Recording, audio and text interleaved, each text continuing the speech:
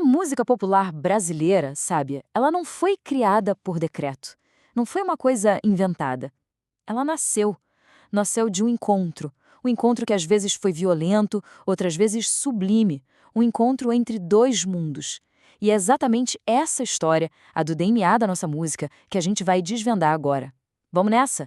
Para começar, a nossa história nos leva para o final do século XIX, lá no Rio de Janeiro. A cidade, naquela época, era um verdadeiro caldeirão cultural, sabe? Um lugar de contrastes absurdos, que acabou se tornando o berço de um som completamente novo.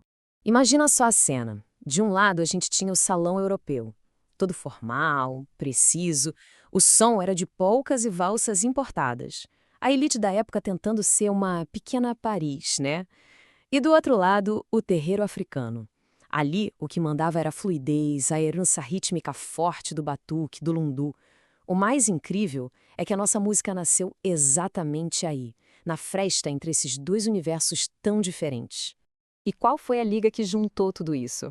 A síncope. Pensa nela como um tropeço de propósito na batida, sabe? Aquele gingado que, quando a gente ouve, o corpo já quer balançar. Pois é, a síncope é tipo o átomo fundamental. O tal do ingrediente secreto que deu para a música feita aqui uma identidade única no mundo inteiro.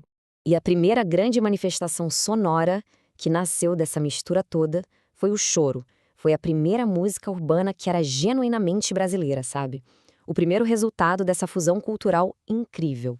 E o mais curioso é que o choro, no começo, não era bem um ritmo, mas sim um jeitinho de tocar. Os músicos daqui pegavam aquelas polcas europeias e tocavam com mais improviso, com mais malandragem, injetando justamente aquela síncope que a gente acabou de falar. A primeira pessoa a dar uma organizada nesses encontros musicais foi Joaquim Calado.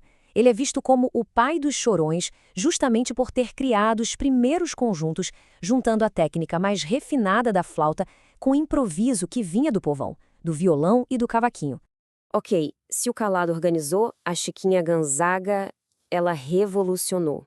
Uma mulher abolicionista, republicana, totalmente à frente do seu tempo.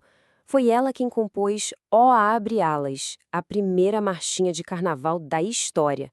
Ela basicamente construiu a ponte entre a sofisticação do piano do salão e a energia que pulsava na rua. E aí a gente chega no mestre definitivo, Pixinguinha. Primeiro com a flauta, depois com o saxofone, ele deu ao choro a forma que a gente conhece hoje. Uma composição dele, Carinhoso, é tão parte da nossa cultura que é quase um hino nacional não oficial. Ele consolidou o gênero de vez.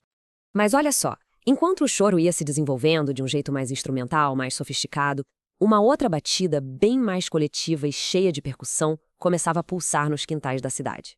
Era o samba que estava nascendo. Então, fica essa pergunta no ar. Se o choro era o pensamento musical, a cabeça que elaborava tudo, de onde é que vinha a emoção mais crua, a pulsação, a verdadeira batida do coração dessa nova identidade sonora? A resposta estava nos quintais. Mais especificamente nos quintais das chamadas tias baianas, como a lendária tia Ciata. Esses lugares, ali na região da Praça 11, no Rio, eram verdadeiros refúgios culturais e religiosos para a comunidade negra da época. E é fundamental entender que o samba a nascer ali não foi um acaso. O samba era marginalizado, era associado à vadiagem. A polícia perseguia os músicos. Imagina só, carregar um pandeiro na rua podia dar cadeia. Por isso, a casa da tia Ciata era muito mais que um lugar de festa. Era um território de liberdade, de pura resistência. O momento da virada mesmo veio em 1917, com o registro de Pelo Telefone. Embora tenha sido uma criação coletiva lá no quintal da tia Ciata, o registro oficial dessa música marcou a passagem do samba da perseguição para o mercado, para os discos. Foi um divisor de águas. Bom, com o choro já mais estruturado e o samba saindo dos quintais, faltava só uma coisa para espalhar esses sons pelo país inteiro. E essa coisa, essa tecnologia, chegou nos anos 20. O rádio. Essa linha do tempo aqui mostra muito bem a velocidade com que tudo aconteceu. Em mais ou menos 50 anos, a gente saiu de encontros musicais informais para o primeiro samba gravado, uma turnê internacional do Pixinguinha e, por fim, a disseminação em massa pelo rádio. Foi muito rápido. E o impacto disso tudo foi profundo. Pela primeira vez, um país gigantesco como o nosso começou a se ouvir, a compartilhar uma mesma identidade sonora. Aquele sotaque musical carioca, nascido do choro e do samba, virou o som do Brasil. Quando a gente olha para essa jornada toda, do terreiro até o rádio, tem um tema central que fica muito claro. Essa não é só uma história sobre música, é uma história sobre identidade e, principalmente, sobre sobrevivência. Então, o ponto crucial é este aqui. O surgimento da nossa música popular é a maior prova de que uma identidade cultural não pode ser apagada. Mesmo debaixo de opressão, ela se transforma, ela se adapta e, no fim, acaba se impondo através da arte. E essa citação do pensador Muniz Sodré, nossa, ela captura a essência de tudo isso de um jeito perfeito. O samba como uma filosofia de vida, uma forma de encontrar beleza e força no meio da dificuldade, de transformar a dor em ritmo e a tragédia em celebração.